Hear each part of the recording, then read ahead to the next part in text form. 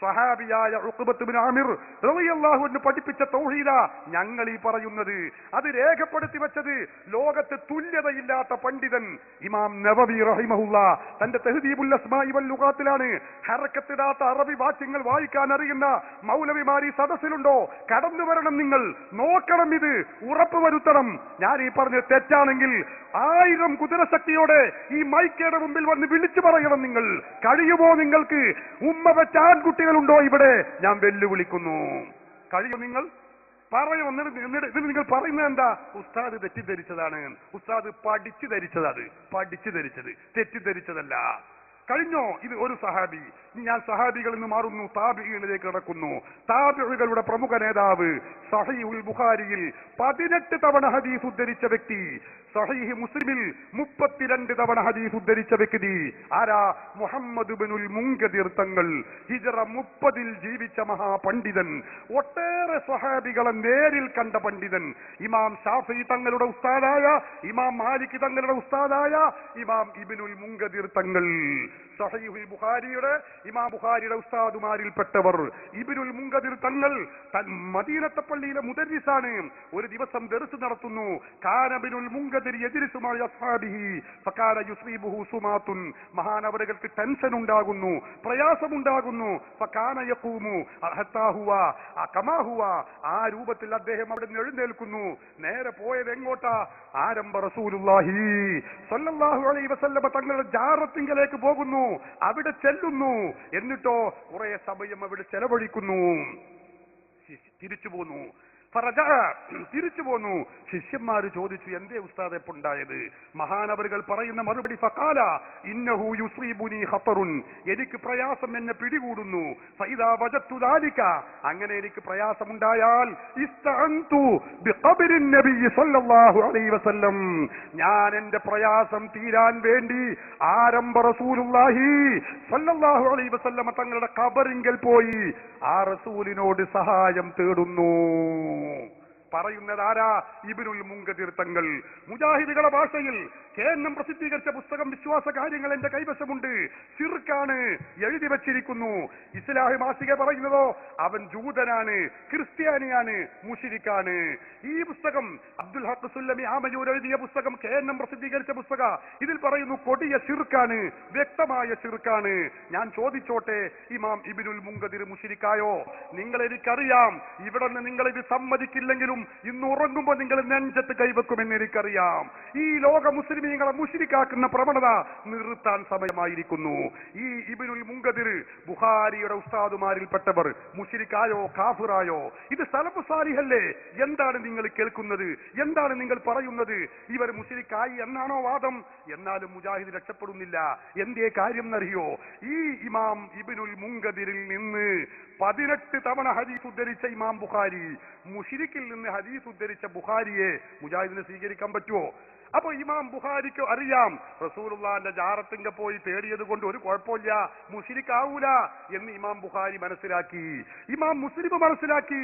32 തവണ ഹദീസ് ഉദ്ധരിച്ചു സഹീഹ് മുസ്ലിമിൽ. ഇത് ശിർക്കിന്റെ പ്രവർത്തനമല്ല, ഹറാമായ പ്രവർത്തനമല്ല, കാഫിറാകുന്ന പ്രവർത്തനമല്ല. ലോക മുസ്ലിമീങ്ങൾ പഠിപ്പിക്കുന്നു. ഇത് ഉദ്ധരിച്ചത് സമസ്തയുടെ ബുക്കിലല്ല.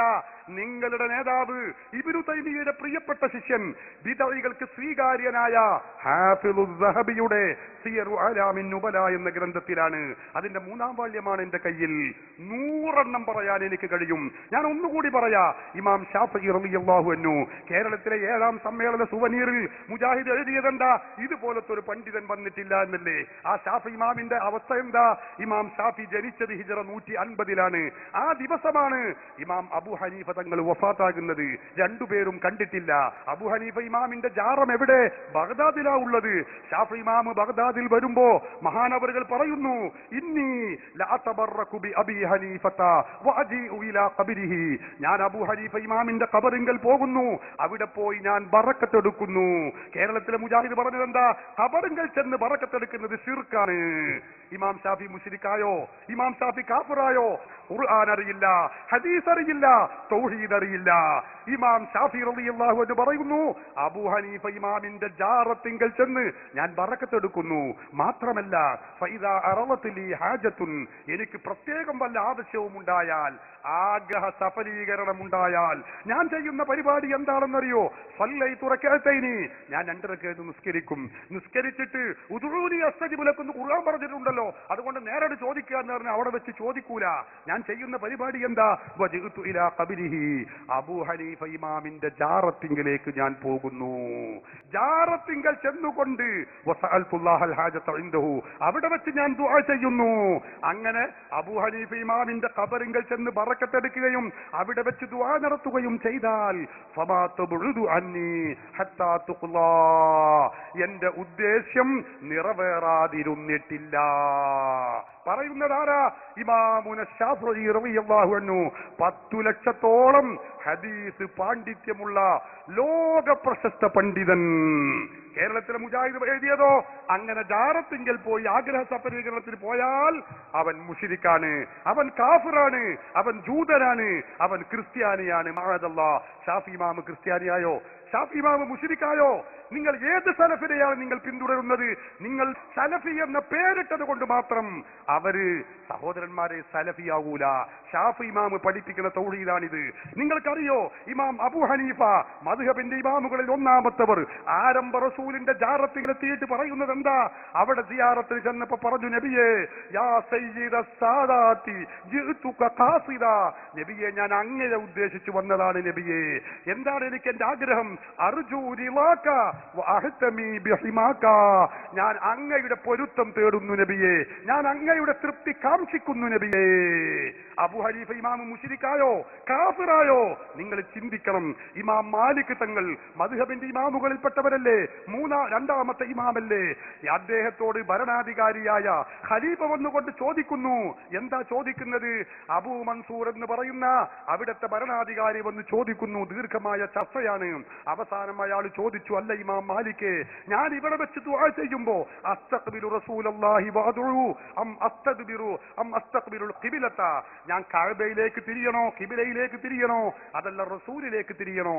മദീനയിൽ പോയവർക്കറിയാലോ, റസൂലിലേക്ക് തിരിഞ്ഞാൽ നമ്മുടെ പിൻഭാഗം കഅബയിലേക്കായിരിക്കും, ഖിബ്ലയിലേക്ക് തിരിഞ്ഞാലോ നമ്മുടെ പിൻഭാഗം റസൂലുള്ളാഹിയിലേക്കായിരിക്കും. ഞാൻ എങ്ങോട്ടാ തിരിയേണ്ടത്? ഇമാം മാലിക്കിനോട് ചോദിക്കുമ്പോ മാലിക് ഇമാം പറയുന്ന മറുപടി എന്താ? ലിമ തസ്രിഫു വജ്ഹക അൻഹു, ആരംഭ റസൂലിനെ തൊട്ട് നിങ്ങൾ എന്തിനാണ് മുഖം തിരിക്കുന്നത്? വഹുവ വസീലതുക വവസീലതു അബീക ആദം അലൈഹിസ്സലാം, നിങ്ങളുടെയും നിങ്ങളുടെ ആദ്യ പിതാവ് ആദം നബിയുടെയും മധ്യവർത്തിയാണല്ലോ ആരംഭ റസൂലുള്ളാഹി. അതുകൊണ്ട് റസൂലിലേക്ക് തിരിഞ്ഞോളൂ. ബൽ ഇസ്തഖ്ബിൽഹു, റസൂലിലേക്ക് തിരിഞ്ഞ് പ്രാർത്ഥിച്ചോളൂ. വസ്തശ്ഫിഉ ബിഹി, റസൂലിനോട് ശഫാഅത്ത് തേടിക്കോളൂ. മാലിക് ഇമാം പറയുന്നു. കേരളത്തിലെ മുജാഹിദ് പറയുന്നതോ അത് ശിർക്കാണ്, അവൻ ജൂതനാണ്, അവൻ ക്രിസ്ത്യാനിയാണ്. നമ്മൾ ആരെ പിന്തുടരണം? ഏത് സലഫാ നിങ്ങളെ കൂടെ ഉള്ളത്? എനിക്കറിയാൻ താല്പര്യമുണ്ട്. കഴിഞ്ഞോ സഹോദരന്മാരെ? ബഹുമാനപ്പെട്ട അഹ്മദ് ബിൻ ഹംബൽ ആരാ? 10 ലക്ഷം ഹദീസ് മനപ്പാടമുള്ള പണ്ഡിതൻ. ഇവരുടെ നേതാവ് ഇബ്നു തൈമിയ, അവർ ഇമാമായി അംഗീകരിച്ച പണ്ഡിതൻ, ഹജ്ജിന് പോവുകയാണ്. അദ്ദേഹം 3 തവണ ഹജ്ജിന് നടന്നു പോകുന്നു. ഒരു തവണ നടന്നു പോകുമ്പോ വഴിതെറ്റി. മഹാൻ തന്നെ പറയുന്നു, ഹാഫിദ് ഇബ്നു കസീർ രേഖപ്പെടുത്തി വെക്കുന്നു, ഞാൻ ചില യാത്രയിൽ അലിത്വരീഖി, ഞാൻ ചില യാത്രയിൽ വഴിതെറ്റി. വാനമാസിൻ നടക്കുകയാണ്, വഴി അറിയാൻ ഒരു മാർഗവുമില്ല, തനിച്ചാണ്, ഒരു സഹായവും അവിടെ ഇല്ല. ഫജഅൽതു അഖൂലു, വഴി കിട്ടാത്ത ഞാൻ പറഞ്ഞതെന്താ?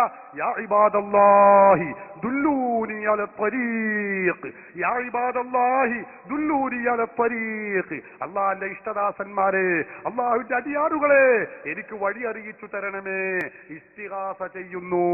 മുജാഹിദുകളുടെ ഭാഷയിൽ കൊടിയ ശിർക്ക്. അഹ്മദ് ബിൻ ഹംബൽ മുശ്രിക്കായോ? കാഫിറായോ? എന്താണ് ഈ പറയുന്നത്? നിങ്ങൾ ഏത് സലഫിന്റെ കൂടെയാ ഉള്ളത്? മുജാഹിദ് പ്രസ്ഥാനം സഹോദര നിങ്ങളെ പറഞ്ഞ് പറ്റിച്ചിരിക്കുന്നു. മുജാഹിദ് പ്രവർത്തകർ സാധാരണക്കാരായ മുഴുവൻ മുജാഹിദുകളെയും പറ്റിച്ചിരിക്കുന്നു. സഹാബത്ത് പഠിപ്പിച്ച തൗഹീദല്ല മുജാഹിദ് പറഞ്ഞുകൊണ്ടിരിക്കുന്നത്. സഹാബത്ത് പഠിപ്പിച്ച ഇസ്ലാമല്ല കേരളത്തിലെ വഹാബികൾ പ്രചരിപ്പിച്ചുകൊണ്ടിരിക്കുന്നത്. നോക്ക് നിങ്ങൾ, ഹിജ്റ 346 വഫാത്തായ അല്ലാമ മസ്ഊദി എഴുതിയ ഗ്രന്ഥമാണിത്, മുറൂജുസ് സഹബ്. നിങ്ങൾ ഓർക്കണം, 1100 കൊല്ലം മുമ്പ് രചിക്കപ്പെട്ട കിതാബ്. അതിൽ രേഖപ്പെടുത്തി വെച്ച ഒരു സംഭവമുണ്ട്. എന്താ? മുആവിയ റളിയല്ലാഹു അൻഹുവിന്റെ കാലഘട്ടത്തിൽ മദീനയിലേക്ക് ഒരു ഗവർണറെ നിശ്ചയിക്കുന്നു. സിയാദ് എന്ന് പറയുന്ന ഒരു ഗവർണറെ നിശ്ചയിക്കുന്നു. ആ ഗവർണർ അങ്ങേയറ്റം ക്രൂരനാണ്, അക്രമകാരിയാണ്. അവർക്കെല്ലാവർക്കും അറിയാം. അയാളുടെ ഷെർറ് ഇല്ലാതെയാവാനുള്ള പരിഹാരം എന്താ? സ്വഹാബത്ത് മുശാവറ ചെയ്യുന്നു, കൂടിയാലോചിക്കുന്നു. ആ മദീനയിലുള്ള മുഴുവൻ ആളുകളും അവിടെ കൂടിയാലോചന ചെയ്തെടുത്ത തീരുമാനം എന്താ? ഞാൻ പറയുന്നില്ല. ഹിജ്റ 346 വഫാത്തായ അല്ലാമ മസ്ഊദി 1100 കൊല്ലം മുമ്പ് മരണപ്പെട്ടു പോയ പണ്ഡിതൻ എഴുതിയ ഗ്രന്ഥമാണിത്. സമസ്തയുടെ നേതാക്കൾ എഴുതിയതല്ല.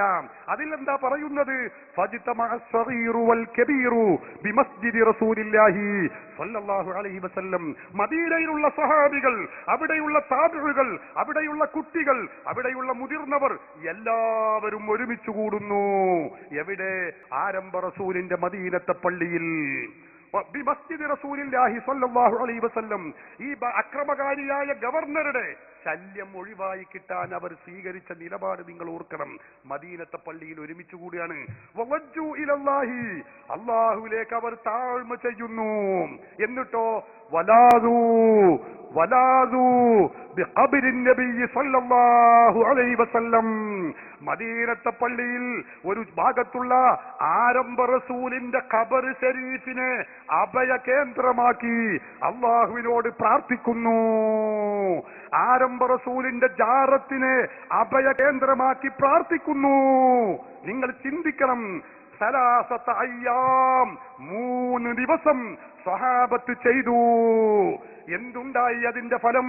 ആ ഭരണാധികാരി, ആ ഗവർണറുടെ കയ്യിൽ മുഴ പൊന്തി, അത് ക്യാൻസറായി.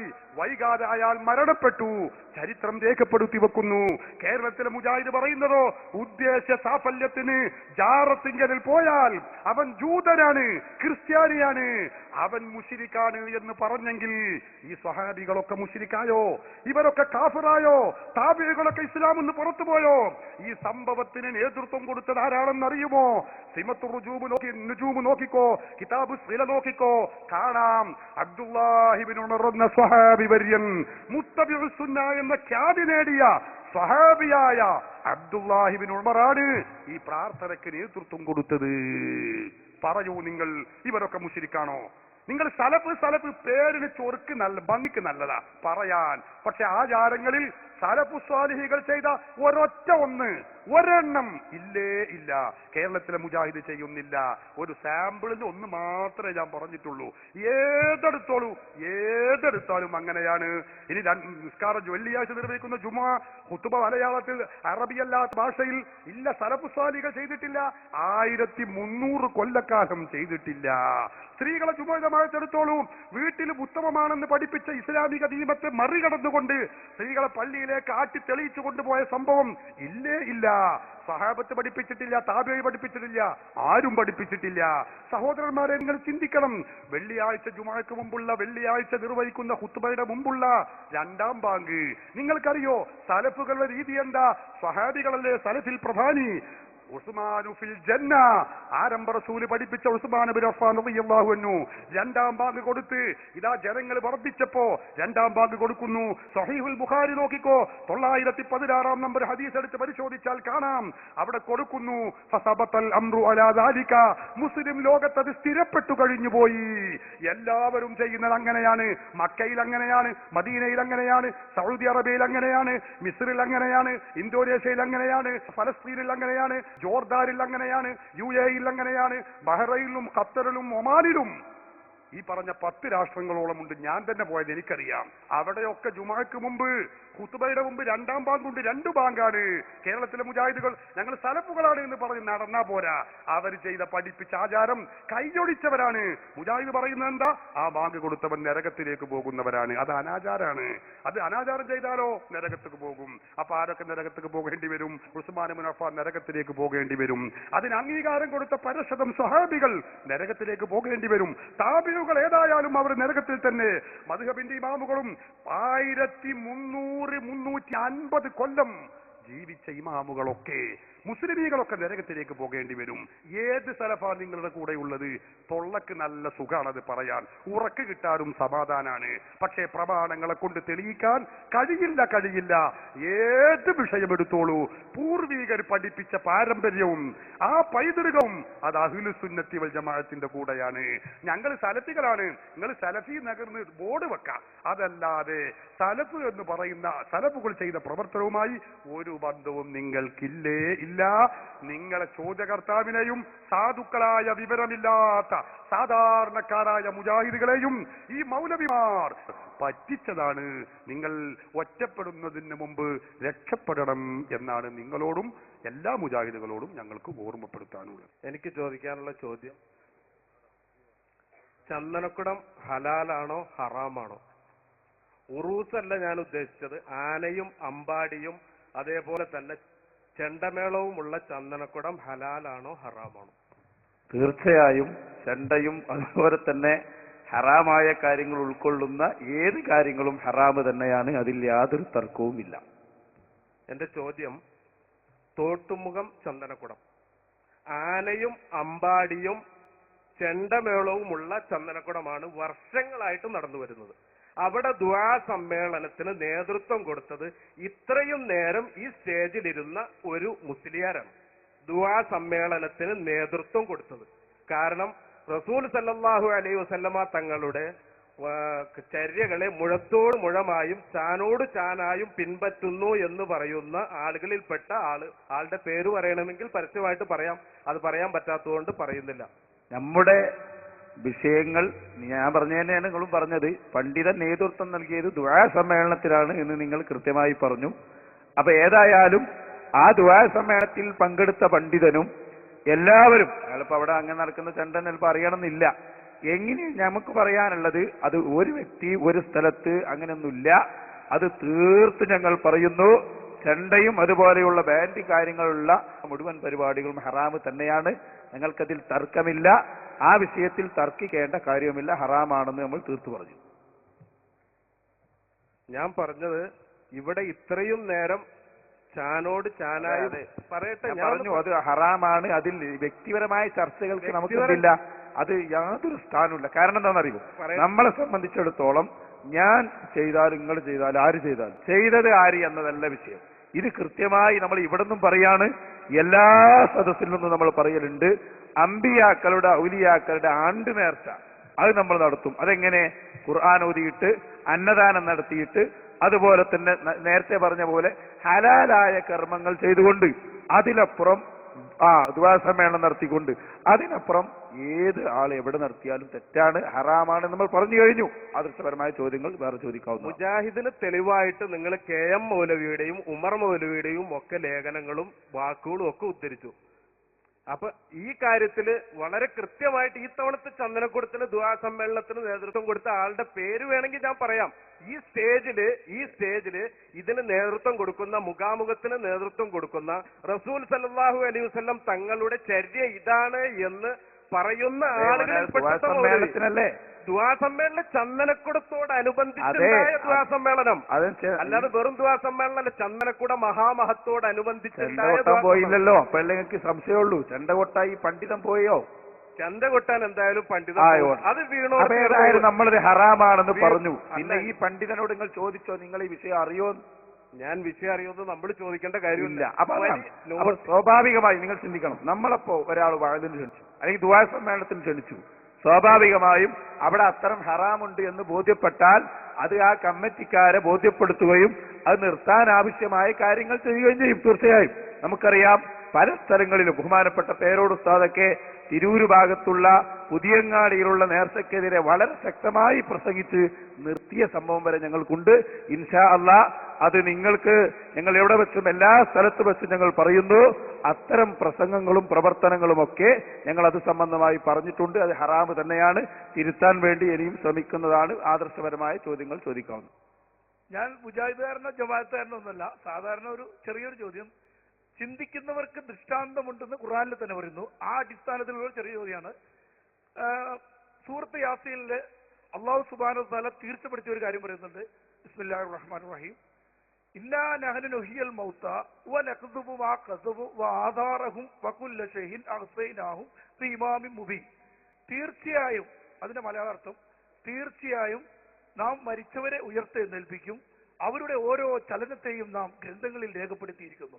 അതായത് അല്ലാഹു സുബ്ഹാനഹു വ തആല ഈ ലോകത്ത് ജീവിച്ച എല്ലാ സർവ്വചരാചരങ്ങളുടെയും മനുഷ്യരുടെയും എല്ലാ ഓരോ ചലനത്തെയും അല്ലാഹു തആല അറിയുന്നു. അതായത് എല്ലാ കാര്യങ്ങളും അല്ലാഹു അറിയുന്നു.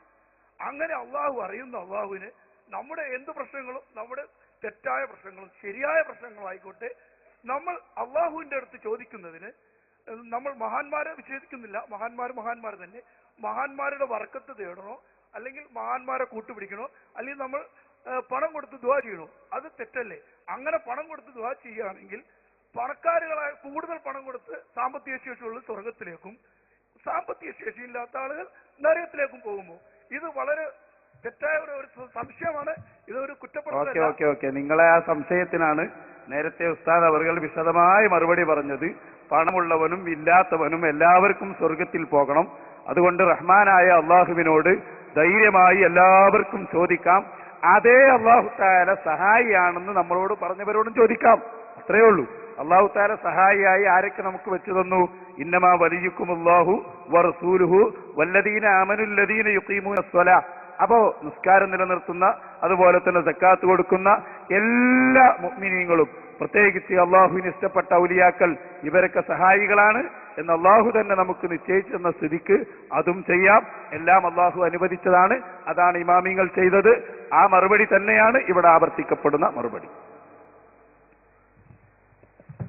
എനിക്ക് ചോദിക്കാനുള്ളത്, ഒരു മുസ്ലിം ബുദ്ധിമുട്ട് വരുന്ന സമയത്ത് അഥവാ ആപത്തിൽ അകപ്പെടുന്ന സമയത്ത് മുഹീദ് ഷെയ്ഖിനെ വിളിച്ചും മമ്പുറത്തെ തങ്ങളെയും വിളിച്ച് പ്രാർത്ഥിച്ചാൽ അതിന് ഉത്തരം ലഭിക്കുമോ?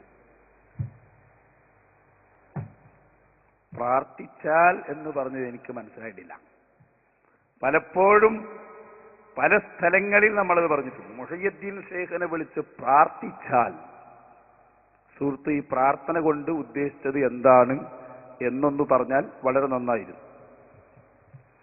അഥവാ മുഹീദ് ഷെയ്ഖ് ഇന്ന് ഈ ലോകത്തില്ല, മരണപ്പെട്ടുപോയി. അദ്ദേഹത്തെ വിളിച്ച് നമ്മൾ സഹായം തേടുമ്പോൾ അദ്ദേഹം ജീവിച്ചിരിക്കുന്നില്ല. അദ്ദേഹത്തിന് നമുക്ക് എന്തെങ്കിലും ബുദ്ധിമുട്ട് വന്നാൽ ഓൺ ദി സ്പോട്ടിൽ ഒന്ന് സഹായിക്കാൻ കഴിയുമോ ഇല്ലയോ? തീർച്ചയായും കഴിയും. അതല്ല ഞാൻ ചോദിച്ചത് നിങ്ങളോട്. നിങ്ങൾ ആദ്യം ഇവിടെ ഉപയോഗിച്ച ഭാഷ അവരോട് പ്രാർത്ഥിച്ചാലെന്നാണ്. ഇത് നിങ്ങളെയല്ല ഞാൻ ഉദ്ദേശിക്കുന്നത്. പല മുജാഹിദുകളും നമ്മളെ സംബന്ധിച്ച് പറയുന്ന ഒരു ആരോപണമാണ്. നമ്മൾ മുഹയ്യദ്ദീൻ ഷെയ്ഖിനോട് പ്രാർത്ഥിക്കുന്നു, അല്ലെങ്കിൽ ബഹുമാനപ്പെട്ട ഷെയ്ഖ് ഇഖ്ഫായിയോട് പ്രാർത്ഥിക്കുന്നു. ഇത്തരം കാര്യങ്ങൾ ഇതെന്തുകൊണ്ടാണ് സംഭവിക്കുന്നതെന്ന് ചോദിച്ചാൽ, പ്രാർത്ഥന ഇസ്ലാമിന്റെ വീക്ഷണത്തിൽ എന്ത് എന്ന് ഇന്ന് വരെ കേരളത്തിലൊരൊറ്റ മുജാഹിദിനും മനസ്സിലായിട്ടില്ല. പ്രാർത്ഥന എന്താണ് എന്ന് പറയുന്നതിൽ അവർക്ക് വലിയ അബദ്ധങ്ങൾ സംഭവിച്ചു പോയി. അതുകൊണ്ടാണ് അവർ അങ്ങനെ ചെയ്ത് ഈ ചിന്തിച്ചു പോയത്. നിങ്ങൾ ചോദിച്ചല്ലോ മുഹയ്യദ്ദീൻ ഷെയ്ഖ് റളി, അതിന് ഉസ്താദ് ഇപ്പോ ഒരുപാട് തെളിവ് പറഞ്ഞു. ബഹുമാനപ്പെട്ട അഹ്മദ് ബിൻ ഹംബൽ റളിയല്ലാഹു അൻഹു വഴിയറിയാതെ കുടുങ്ങിപ്പോയപ്പോ ദുല്ലൂരിയല ത്വരീഖ്, അഹ്മദ് ബിൻ ഹംബൽ റളിയല്ലാഹു അൻഹു 10 ലക്ഷം ഹദീസ് മനപ്പാടമുള്ള ആളാണ്. എനിക്ക് ആരോടാ പറഞ്ഞത്? അല്ലാഹു തആലാന്റെ ഇഷ്ടപ്പെട്ട ആ അടിമകളോട്. അതുപോലെ ബഹുമാനപ്പെട്ട ഷാഫി ഇമാമ് പോകുന്നത് ഹനഫി ഇമാമിന്റെ ഖബറിന്റെ സമീപത്തേക്ക്. അപ്പൊ അവരൊക്കെ കേൾക്കും, അറിയും എന്ന് വെച്ചിട്ട് തന്നെയാണല്ലോ അവർ ചെയ്യുന്നത്. അപ്പൊ അതുകൊണ്ട് സഹോദര, അതൊന്നും പ്രശ്നമല്ല. പ്രാർത്ഥന എന്ത് എന്ന് വിവക്ഷിക്കുന്നിടത്ത് പറ്റിയ ഒരു അബദ്ധമാണ് ഇത്തരം വിഷയങ്ങൾ മുജാഹിദിനുണ്ടാവാനുള്ള കാരണം. സഹായിക്കാൻ കഴിയുമോ? ഇപ്പൊ എനിക്ക് എന്റെ വണ്ടി ആക്സിഡന്റ് ആയ ഉദ്ദേശിച്ച സമയത്ത് ഞാൻ മുഹീദ് ഷെയ്ഖിനെ വിളിച്ച് സഹായം തേടിയാൽ മുഹീദ് ഷെയ്ഖിനെ ഓൺ ദി സ്പോട്ടിൽ ഒന്ന് സഹായിക്കാൻ കഴിയുമോ ഇല്ലയോ? തീർച്ചയായും കഴിയും. അതിന് ഖുർആനിൽ നിന്നൊരു തെളിവ് പറയാമോ? ഖുർആനിലും ഹദീസിലും ധാരാളം തെളിവുകൾ ആ വിഷയമായിട്ടുണ്ട്. ഞാൻ ഓതിയ ആയത്ത് തന്നെ ആ വിഷയത്തിൽ തെളിവാണ്. വിശുദ്ധ ഖുർആനിലെ സൂറത്ത് മാഇദയുടെ 55-ാമത്തെ വചനം, ഇന്നമാ വലിയുക്കുമുല്ലാഹു, നിങ്ങളെ സഹായി അള്ളാഹുവാണ് എന്ന് പറഞ്ഞ് നിർത്തിയിട്ടില്ല. വറസൂലുഹു, അള്ളാന്റെ റസൂലും സഹായിയാണ്. വല്ലദീന ആമനുല്ലദീന യുഖീമൂന സ്വലാ, നിസ്കാരം നിലനിർത്തുന്ന സക്കാത്ത് കൊടുക്കുന്ന പൂർണ്ണാർത്ഥത്തിലുള്ള മുഅ്മിനീങ്ങളും നിങ്ങളെ സഹായിക്കും. അവ സഹായിക്കും എന്ന് പറയുമ്പോൾ തീർച്ചയായും നമ്മൾ സഹായം തേടിയാൽ അവരെ വരും. അതുകൊണ്ടാണ് ഇമാം റാസി അതിന് നൽകിയ വിശദീകരണം, ഐ ഹാഫിദുക്കും, നിങ്ങളുടെ കാവൽക്കാർ, നിങ്ങളെ കാക്കുന്ന ആളുകൾ. അങ്ങനെയാണ് ബഹുമാനപ്പെട്ട ഇമാം ഫഖ്റുദ്ദീൻ റാസി റഹ്മത്തുള്ളാഹി അലൈഹി പറഞ്ഞ വിശദീകരണം. അപ്പൊ അവർ കാവൽക്കാരാണെന്ന് വിശുദ്ധ ഖുർആൻ പറയുന്നു. അതുകൊണ്ടാണ് നമ്മൾ അവരോട് കാവൽ തേടുന്നത്. ഈ പറഞ്ഞ ആയത്ത് ഇങ്ങനെ മഹാന്മാരോട് സഹായം തേടാനുള്ളതാണ് എന്നതിന് ഏതിലും ഖുർആൻ വ്യാഖ്യാതാക്കൾ പറഞ്ഞിട്ടുണ്ട്? ഞാൻ പറഞ്ഞല്ലോ, അതായത് ഇമാം റാസി റഹ്മത്തുള്ളാഹി അലൈഹി തങ്ങൾ തന്നെ ഈ ആയത്തിന് നൽകിയ അർത്ഥം തന്നെ അതാണ്. ഏത്? ഇമാം റാസിയുടെ തഫ്സീറുൽ കബീർ, അതിൽ നിന്ന് നമ്മൾ വായിക്കാം. അതുപോലെ അവിടുത്തെ തഫ്സീർ സ്വഗീർ എന്ന പേരിൽ അറിയപ്പെടുന്ന വേറെയും തഫ്സീറുണ്ട്. അതിൽ നിന്ന് ഞാൻ വളരെ പ്രസക്തമായ ഒരു വാക്കാണ് നിങ്ങൾക്ക് ഉദ്ധരിച്ചു തന്നത്. നിങ്ങളെ സഹായി എന്ന് പറഞ്ഞാൽ എന്താണ് അതിന്റെ അർത്ഥം? ഐ ഹാഫിദുക്കും വനാസിറുക്കും, നിങ്ങളെ സഹായിക്കുന്ന ആൾ, നിങ്ങളെ കാവൽ ചെയ്യുന്ന ആൾ. അത് തന്നെയാണ് സിയാസ. നിങ്ങളുടെ കാക്കാനുള്ള ആൾ, നിങ്ങൾക്ക് സംരക്ഷണം നൽകാനുള്ള ആൾ അള്ളാഹുവാണ്, റസൂലാണ്, അതുപോലെ തന്നെ അവന്റെ അമ്പിയാക്കളാണ്, ഔലിയാക്കളാണ്. അവ പ്രിയപ്പെട്ട സഹോദരന്മാരെ, തീർച്ചയായും അതിനൊരു കുഴപ്പമില്ല എന്നറിയിക്കും. ഈ ഇസ്തിഗാസ എന്ന പദത്തിന് പ്രാർത്ഥന എന്നല്ല അർത്ഥം എന്നാണ്. അവിടെ അതാണ് ഞാൻ ആ ചർച്ചയിലേക്ക് വരാനാണ് ഇങ്ങനെ കാത്തിരിക്കുന്നത്. ഈ പ്രാർത്ഥന ഞാൻ വെല്ലുവിളിക്കുകയാണ്. ഞങ്ങൾ സാധാരണ ഒരുപാട് കാലമായി മുസ്ലിം സമുദായത്തെ പ്രാർത്ഥന എന്ന വാക്കിലിട്ട് കൊടുക്കാൻ തുടങ്ങിയിട്ടു. ഈ മൈക്കുകളായി കൊടുത്താലും പ്രശ്നമൊന്നുമില്ല, എന്നാ പിന്നെ നേരെ ഡയറക്റ്റ് പരിപാടിയാവും. ഏതായാലും കുഴപ്പമില്ല, ഇരിക്കട്ടെ. ഞാൻ പറയാം, ഞാൻ പറയട്ടെ എന്താ സംഭവം. മുജാഹിദുകൾ ഒരുപാട് ആയത്തു വഅന്നൽ മസാജിദ ലില്ലാഹി ഫലാ തദ്ഉ മഅല്ലാഹി അഹദാ തുടങ്ങിയിട്ട് ഒരുപാട് ആയത്ത് മുജാഹിദ് ഓതും. ഇതിന്റെയൊക്കെ രഹസ്യം എന്താണെന്നറിയോ? ഞാനിപ്പോ ഈ സമുദായത്തോട് പറയുന്നു, ഒരാള് ഹോട്ടലിൽ പോയി നല്ല ചായ കുടിക്കാണ്. ചായ കുടിക്കുന്നതിനോട് വന്നിട്ട് ആയത്തോതാണ് എന്ത്? കള്ളു കുടിക്കാൻ പാടില്ല. ഇന്നമൽ ഖംറു വൽ മൈസിറു വൽ അൻസാബു വൽ അസ്ലാമു റിജ്സും മിൻ അമലി ശൈത്താൻ. ഇവൻ കുടിക്കുന്നത് ചായയാണ്. ചായ കള്ളാക്കിയിട്ട് കള്ളു കുടിക്കരുത് എന്ന് ആയത്തോതുന്നത് പോലെയാണ് പാവപ്പെട്ട ഞങ്ങൾക്കെതിരെ അള്ളാഹുവിനോട് മാത്രം പ്രാർത്ഥിക്കണം. ഇസ്ലാമിന്റെ സാങ്കേതിക ഭാഷയിലുള്ള പ്രാർത്ഥന അള്ളാഹുവോടെ പറ്റൂ എന്ന് പറഞ്ഞ് ആയത്തോതുന്നത്. ഞാൻ ചോദിക്കട്ടെ, മുജാഹിദുകൾ ഒരുപാട് ലൈനിലുണ്ടല്ലോ. എന്റെ ചോദ്യമാണ്, ഇസ്ലാമിന്റെ വീക്ഷണത്തിലുള്ള പ്രാർത്ഥന എന്താണെന്ന് പറയാൻ ആർക്കെങ്കിലും ഒരാൾക്ക് കഴിയോ? അത് കഴിയൂല. അള്ളാഹിനോട് മാത്രം പ്രാർത്ഥിക്കണം എന്ന് പറയാൻ പഠിച്ചിട്ടുണ്ട്. പക്ഷെ ഇസ്ലാമിന്റെ വീക്ഷണത്തിൽ എന്താണ് പ്രാർത്ഥന പഠിച്ചിട്ടില്ല. ഞങ്ങൾ ഒരുപാട് അന്വേഷിച്ചു. ഈ അടുത്ത് മലപ്പുറം ജില്ലയിൽ ഞാൻ ഒരു മൗലവിയുടെ സമീപത്ത് പോയിട്ട് ഒരു വാദപ്രതിവാദം നടത്തി, ഫൈസൽ മൗലവി എന്ന്. അപ്പൊ അയാളോട് വാദപ്രതിവാദത്തിന് ചെന്നു. വീട്ടിലാണ് സംഭവം. അപ്പൊ പ്രാർത്ഥനയായിരുന്നു വിഷയം. ഞാൻ അയാളോട് ചോദിച്ചു, പ്രാർത്ഥനയുടെ നിർവചനം ഒന്ന് പറ. ഇയാൾ പറഞ്ഞു, എനിക്കറിയാം, പക്ഷെ ഞാൻ പറയൂല എന്നാണ് അയാൾ പറഞ്ഞു. എനിക്കറിയാം, ഞാൻ പറയൂല. എത്ര പാടുപെട്ടിട്ടും പറഞ്ഞില്ല. ഞങ്ങൾ മിനിയാന്ന് ബഹുമാനപ്പെട്ട അലി സഖാഫിയും ഞങ്ങള് കാരക്കുന്ന് കഴിഞ്ഞ ആഴ്ച മുഖാമുഖം നടത്തിയപ്പോ ജാമിയ സലഫിയിലെ വിദ്യാർത്ഥികൾ നേരിട്ട് വന്നു. അവരോട് ഞങ്ങൾ ചോദിച്ചു, നിങ്ങൾ ഈ പ്രാർത്ഥന അള്ളാഹിനോടെന്ന് പറയാൻ തുടങ്ങിയിട്ട് കൂടായില്ലേ, എന്താണ് ഈ പ്രാർത്ഥന? ഒരു പറഞ്ഞു, ഞങ്ങൾ പോവാണ്, നിങ്ങൾ അതെന്നെ ചോദിക്കുകയാണ്, ഞങ്ങൾ പോവാടുന്നു. അപ്പൊ ഇത് തിരിയാനുള്ള വലിയ ഒരു മാധ്യമം ഞാൻ പറഞ്ഞത്. പ്രാർത്ഥനയെ തെറ്റിദ്ധരിപ്പിക്കും. നിസ്കാരം എന്ന് പറഞ്ഞാൽ എന്താ നമുക്കറിയാം. തക്ബീറത്തുൽ ഇഹ്റാം കൊണ്ട് തുടങ്ങി സലാം കൊണ്ട് അവസാനിപ്പിക്കുന്നതിനാണ് നിസ്കാരം എന്ന് പറയാം. അങ്ങനെ ഈ പ്രാർത്ഥന എന്താണെന്ന് അപ്പൊ നിങ്ങൾ മനസ്സിലാക്കി വെച്ചത്. അതാണ് നമ്മളെ വിഷയം. എങ്കിൽ ഉസ്താദേ, എനിക്ക് അപകടം പറ്റുന്ന സമയത്ത് ഞാൻ മുഹീദ് ഷെയ്ഖിനെ വിളിച്ച് സഹായം തേടലാണോ അള്ളാഹുവിനെ വിളിച്ച് സഹായം തേടലാണോ ഏറ്റവും ഉചിതം? അത് നമുക്ക് ചർച്ച ചെയ്യാവുന്നതാണ്. അത് നിൽക്കട്ടെ. അതിന്റെ വിഷയം എന്താണെന്നറിയോ? ഈ ഉത്തമം എന്നാണല്ലോ. ഏതായാലും ഒരു കാര്യം സംബന്ധിച്ചാൽ നമ്മളത് പറയും. ഏത്? മുഹയ്യദ്ദീൻ ഷെയ്ഖിനെ വിളിക്കൽ ശിർക്കല്ല എന്ന് നിങ്ങൾക്ക് ബോധ്യപ്പെട്ടിട്ടുണ്ടെങ്കിൽ ഇതിന്റെ ഉത്തരം നമ്മൾ പറയാം. അലീബിന പറയുന്നതിൽ അർത്ഥമല്ല. ശിർക്കാണോ ശിർക്കല്ലേ എന്ന ചർച്ചയാണ് ഏറ്റവും പ്രധാനപ്പെട്ടത്. നമ്മളെ വിഷയം എന്താ? ഒരാൾ മുഹയ്യദ്ദീൻ ഷെയ്ഖിനെ വിളിച്ചാൽ അയാൾ കാഫിറാണ് എന്നാണ് ഇപ്പൊ ഈ സമുദായത്തോട് ഇവർ പഠിപ്പിച്ചുകൊണ്ടിരിക്കുന്നത്. മനസ്സിലായി നിങ്ങൾക്ക്? അപ്പൊ അത് ശിർക്കല്ല എന്ന് നിങ്ങൾക്ക് ഉറപ്പുണ്ടോ? എന്നാ ഞാനൊരു ഉത്തരം പറയാം. ഞാൻ ഞാൻ ചോദിച്ച ചോദ്യം സിമ്പിൾ ക്വസ്റ്റ്യൻ ആണ്. അതെ, ഞാൻ ചോദിച്ചത് അതിലേറെ സിമ്പിളാണ്. നിങ്ങൾ അത് ശിർക്കല്ല എന്ന് മനസ്സിലായോ എന്നാ ഞാൻ ചോദിച്ചത്. ഒരിക്കലും മനസ്സിലായിട്ടില്ല. എന്നാ പിന്നെ അതിന് ഉത്തരം പറഞ്ഞിട്ട് കാര്യമില്ല. ഞാൻ ആദ്യം അത് ബോധ്യപ്പെടുത്തി തരാം, എന്നാലും നിങ്ങൾക്ക് ശരിയാവുള്ളൂ. അതാണ്, അത് ശിർക്കാണോ ശിർക്കല്ലേ എന്ന് ബോധ്യപ്പെട്ടിട്ടാണ് അത് ഉത്തമമാണോ ഉത്തമമല്ലേ എന്ന് ചെയ്യേണ്ടത്. അതിനാണ് ഞാൻ ചോദിച്ചത്. നിങ്ങൾ മനസ്സിലാക്കിയ ഈ പ്രാർത്ഥന എന്താണെന്ന് സമുദായത്തോട് പറ. ബേജാറായിട്ട് നിങ്ങൾ ബേജാറായിട്ട് കാര്യമില്ല, ഇതിന്റെ ഉത്തരം ഒന്ന് പറയുക. എന്താ നിങ്ങൾ മനസ്സിലാക്കിയ പ്രാർത്ഥന? ഞാൻ ചോദിച്ച ചോദ്യത്തിന് ഇതുവരെ ആൻസർ കിട്ടിയില്ല. അതിന് നിങ്ങൾ ഇത് സമ്മതിക്കാതെ ഞാൻ ആൻസർ പറയേണ്ട കാര്യമില്ല. കാരണം എന്താണെന്നറിയോ, ഒരു കാര്യം അത് ശിർക്കാണോ ശിർക്കല്ല എന്ന് ആദ്യം തീരുമാനിക്കേണ്ടത്. പിന്നല്ലേ ഉത്തമമാണോ ഉത്തമമല്ലേ എന്ന് ചെയ്യാം. ഉത്തമം എന്ന് പറഞ്ഞാൽ എന്താ? ചില സമയത്ത് ഉത്തമാവും. ഇപ്പൊ ഞാൻ ചോദിക്കട്ടെ, നിസ്കാരത്തിൽ ഒരു അത്തഹിയാത്ത് ഓതാണ്. അവിടെ ഒരാൾ ചോദിക്കുക ഫാത്തിഹല്ലേ ഉത്തമം? അല്ലല്ല, അവിടെ അത് അത്തഹിയാത്ത് തന്നെ ഓതണ്ടി. അപ്പൊ ഓരോന്നിനും ഓരോ സന്ദർഭങ്ങളുണ്ടാവും. അതല്ല എന്റെ വിഷയം. ഇസ്തിഗാസ, അതായത് അമ്പിയാക്കളോട് ഔലിയാക്കളോട് പ്രാർത്ഥിക്കുന്നതെന്നാ നിങ്ങൾ പറഞ്ഞത്. പ്രാർത്ഥന നിങ്ങൾ നടത്തുന്നില്ല, നിങ്ങൾക്ക് പ്രാർത്ഥന തിരിഞ്ഞിട്ടുമില്ല. അതാ ഞാൻ ചോദിച്ചത്. നിങ്ങൾ എന്നല്ല, ഇവിടെയുള്ള ഒരുപാട് മുജാഹിദുകൾ നേരിട്ട് വന്നിട്ടുണ്ടല്ലോ, അവരൊന്ന് പറയട്ടെ എന്താണ് ഈ പ്രാർത്ഥന അവർ മനസ്സിലാക്കിയത്. ഉസ്താദ് ഈ പറയുന്ന വാദം ഇവിടെ കേരളത്തിലെ 90% മുസ്ലിങ്ങളും ആപത്ത് ഘട്ടത്തില് മുഹീദ് ഹുസൈനെ വിളിച്ച് സഹായം തേടാം എന്ന് വിശ്വസിക്കുന്നില്ല. ആര് പറഞ്ഞു? ഇല്ല. ഇല്ലാന്നോ? ഒന്ന് വിളിക്ക്. യാ ഷെയ്ഖ്, മുഹിയുദ്ദീൻ. ഇവിടെ 90%, 99% അങ്ങനെ വിശ്വസിക്കുന്നവരാണ്. വളരെ കുറഞ്ഞ ന്യൂനപക്ഷം, മുജാഹിദ് ബാലുശ്ശേരിയെ പോലെയുള്ള വളരെ ന്യൂനപക്ഷം, അവര് മാത്രമാണ് ഇതിലുള്ളത്.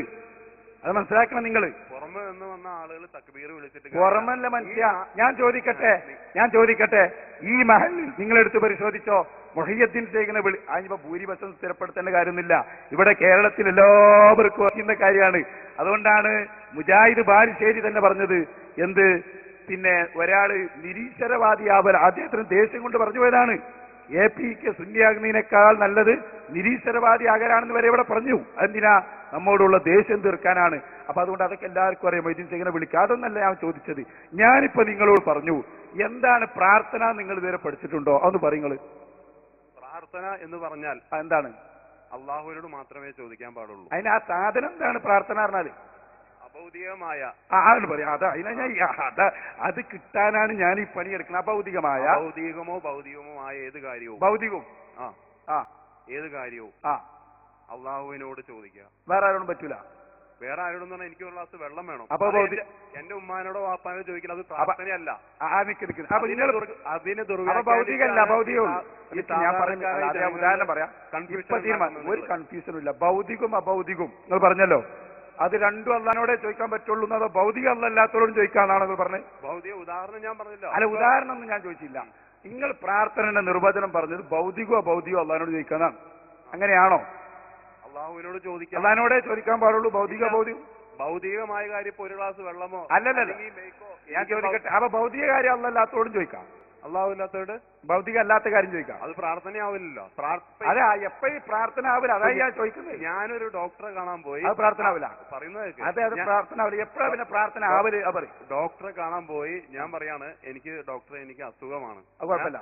അദ്ദേഹം അപ്പോൾ അതിന് മരുന്ന് തന്ന് പ്രാർത്ഥന അല്ല. പകരം ഞാൻ പോയിട്ട് പറയാണ്, ഡോക്ടറെ നിങ്ങൾ എന്റെ അസുഖം മാറ്റിത്തരൂ എന്ന് പറയുമ്പോൾ അത് പ്രാർത്ഥനയായി. ഭയങ്കര പ്രാർത്ഥന തന്നെയാണല്ലേ. അപ്പൊ ഡോക്ടറോട് ചെന്നിട്ട് ഞാൻ പറയാണ് എന്റെ അസുഖം ഒന്ന് മാറ്റിത്തരി എന്ന് പറഞ്ഞ ഓമുശിരിക്ക. കാരണം അല്ല, ഇത് പറ, ഡോക്ടറോട് ചെന്നിട്ട് പറയാണ് എന്റെ അസുഖം ഒന്ന് മാറ്റി തന്നെ ഓൻ കാഫറ? ഡോക്ടർക്ക് സ്വയം ആ അസുഖം മാറ്റാൻ അതൊക്കെ വേറെ അതൊക്കെ ഡോക്ടറോട് ചെന്നിട്ട് ഒരാൾ പറയാണ് ഡോക്ടറെ എന്റെ അസുഖം മാറ്റണേ, ഓൻ മുസ്ലിക്കാണോന്നാ ചോദിച്ചു. ഡോക്ടറോട് അഭൗതികമായിട്ട് ഡോക്ടറോട് അഭൗതികമായിട്ട്. അപ്പൊ നിങ്ങളിപ്പോ പറഞ്ഞത് ചുരുക്കം എന്താണെന്ന് വെച്ചാൽ അഭൗതികമായ കാര്യങ്ങൾ അല്ലല്ലാത്തവരോട് ചോദിക്കുന്നതിനാണ് പ്രാർത്ഥന എന്ന് പറയാം, അല്ലേ? ഈ അഭൗതികം എന്ന് പറഞ്ഞാൽ മനുഷ്യന്മാർക്ക് കഴിയാത്ത എടുക്കുമാനെ 37 ഇങ്ങോട്ടുണ്ട്. അതെ, നിങ്ങൾ കുറെ കാലമായി ഈ പ്രാർത്ഥന ലോകത്ത് ഒരുപാട് സമയമായി ഈ സമുദായത്തെ അഭൗതികമായ കാര്യങ്ങൾ മനുഷ്യന്മാർക്ക് കഴിയാത്തത് ചോദിക്കലാണ് പ്രാർത്ഥന. അത് അള്ളാഹിനോടെ പറ്റൂ എന്ന് നിങ്ങൾ പറയാൻ തുടങ്ങിയിട്ട് ഒരുപാട്. ശരിക്കും സ്ക്രീനിലേക്ക് നോക്കിക്കോ. നേതാവ് സക്കരിയ സ്വലാഹി ആ നിർവചനത്തെ പൊളിച്ച് തകർത്ത് തരിപ്പണമാക്കാൻ പോവാണ്. കേട്ടോ, നിങ്ങൾ പറഞ്ഞെന്താ? മനുഷ്യന്മാർക്ക് കഴിയാത്തത് ചോദിക്കലാണ് പ്രാർത്ഥന. നോക്ക്, ഇതങ്ങളെ നശിപ്പിക്കാൻ പോവാണ്. നോക്ക്, എന്നാൽ ഈ സുല്ലമി പറയുന്നു ആ. മനുഷ്യ കഴിവിന് അതീതമായ കാര്യങ്ങളിൽ അള്ളാഹു അല്ലാത്ത ആരോട് സഹായം തേടിയാലും ശിർക്കാണ്. അപ്പോ നമുക്ക് വലിയൊരു മരം വലിക്കണം, കേട്ടോ, മനുഷ്യന്മാരെ കൊണ്ട് വലിച്ചാക്കാവൂല. അപ്പൊ നമ്മളൊരു ആനയെ കൊണ്ടുവന്നു, അതോടുകൂടി സുല്ലമിന്റെ കണക്കനുസരിച്ച് ശിർക്കായി. കാരണം മനുഷ്യ കഴിവിന് അതീതമായ കാര്യങ്ങളിൽ ആനയോട് സഹായം തേടിയില്ലേ? അതുപോലെ തന്നെ ഒരു കളവ് തെളിയിക്കാൻ എല്ലാ നിലക്ക് ശ്രമിച്ചിട്ടും സാധിക്കുന്നില്ല. അപ്പോ CIയും SI ഒക്കെ കൂടി ഒരു പോലീസ് നായയെ കൊണ്ടുവന്നു. അപ്പൊ നമ്മൾ പോലീസ് നായയുടെ സഹായം തേടി മനുഷ്യ കഴിവിന് അപ്പുറത്തുള്ള കാര്യത്തിൽ അപ്പൊ ശിർക്കായി. ഉളുപ്പുണ്ടോ മടവൂരികളെ നിങ്ങൾക്ക്?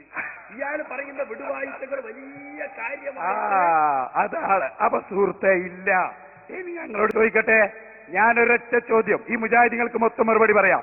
നിങ്ങൾ പറഞ്ഞല്ലോ മനുഷ്യന്മാർക്ക് കഴിയാത്തത്. അപ്പൊ സക്കരിയ പൊളിച്ചു തന്നു. ഏതായാലും ഇരിക്കട്ടെ. അപ്പൊ പ്രാർത്ഥന ഇപ്പൊ തിരിയുണ്ട് എല്ലാവർക്കും. പ്രാർത്ഥന എന്താന്ന് സാധിക്കക്ക് ഇതുവരെ തിരിഞ്ഞിട്ടില്ല. അതാണ് ഇതിന്റെ സംഭവം. ഞാൻ ചോദിക്കട്ടെ, ലോകത്ത് പ്രാർത്ഥന എന്ന് പറഞ്ഞാൽ മനുഷ്യന്മാർക്ക് കഴിയാത്തത് അഭൗതിക കാര്യങ്ങൾ ചോദിക്കലാണ് പ്രാർത്ഥന എന്ന് പറഞ്ഞ ഒരൊറ്റ പണ്ഡിതൻ പോകട്ടെ, ഒരൊറ്റ പണ്ഡിതനെ നിങ്ങൾ ചൂണ്ടിക്കാണിക്കൂ. മുജാഹിദല്ലാത്ത ഒരൊറ്റ കുട്ടിയും പറഞ്ഞിട്ടില്ല. ഞാൻ ധൈര്യത്തെ ഒരൊറ്റ പണ്ഡിതൻ പറ കൊടുക്കുമ്പോഴേക്ക് പറയട്ടെ പണ്ഡിതനെ. ഞാൻ ആദ്യം പറഞ്ഞു. അല്ല, ആദ്യം ഇത് പറയേ ഒരൊറ്റ പണ്ഡിതൻ. നിങ്ങൾ പറഞ്ഞ് നിങ്ങളെ പോക്കറ്റ് നിർത്ത നിർവചനം, അല്ലെങ്കിൽ ആരാണ് ഈ നിർവചനം പറഞ്ഞത്? ഞാൻ പറഞ്ഞത്. അല്ല, ഇത് ഈ നിർവചനം ആര് പറഞ്ഞു? ഞാൻ പറയട്ടെ. ഇത് ആ പേരും പറഞ്ഞാൽ മതി. നിങ്ങൾ നിർവചനം പറഞ്ഞു കഴിഞ്ഞു. ഏതാ നിർവചനം? മനുഷ്യന്മാർക്ക് കഴിയാത്തത് അഭൗതികമാണ്. അത് നിങ്ങളെ ബുക്കിലുള്ളത്. നിങ്ങൾ കുറ്റം പറയുന്നില്ല. നിങ്ങളുടെ ബുക്കിൽ അത് ആര് പറഞ്ഞു? എന്റെ ക്വസ്റ്റ്യൻ. അല്ല, ഇതിൽ പറയുമോനെ നിക്ക് ഇതാരാ പറഞ്ഞു? നിങ്ങളെ പോക്കറ്റ് നിർത്തതാണോ ആര് പറഞ്ഞതാണോ? എന്റെ ചോദ്യം. അല്ല, ഇത് നിങ്ങൾക്ക് ഉത്തരം അറിയില്ല. ആര് പറഞ്ഞ ഈ നിർവചനം? നിങ്ങളെ സ്വന്തം വകയാണോ? ഞാൻ ചോദ്യം ചോദിക്കുന്ന. അല്ല, ചോദ്യം ചോദിക്കുന്ന ആളോട് ഞാൻ ചോദിച്ചപ്പോൾ നിങ്ങൾ പറഞ്ഞു ഭൗതികമായ കാര്യങ്ങൾ, മനുഷ്യന്മാർക്ക് കഴിയാത്ത കാര്യങ്ങൾ ചോദിക്കലാണ് പ്രാർത്ഥന. ഇതാര് പറഞ്ഞു? നിങ്ങൾക്ക് എവിടുന്നാണ് കിട്ടിയത്? ഇത് എവിടുന്ന് കിട്ടി? ഈ പറയുന്ന കാര്യങ്ങൾ എവിടുന്ന് കിട്ടി? ഖുർആനിലില്ല. ഏതും ഖുർആനിലുണ്ടോ? അതാണെങ്കിൽ അത് തെളിയണം. ഞാൻ വെല്ലുവിളിക്കുന്നു. അഭൗതികമായ കാര്യങ്ങൾ ചോദിക്കലാണ് പ്രാർത്ഥന എന്ന് ഖുർആനിലെവിടെ പറയും? ഒരുപാട് പ്രവാചകന്മാരെ ദുആ ഖുർആൻ പറഞ്ഞിട്ടുണ്ട്. അത് നിൽക്കട്ടെ. അതല്ല അതിരിക്കട്ടെ.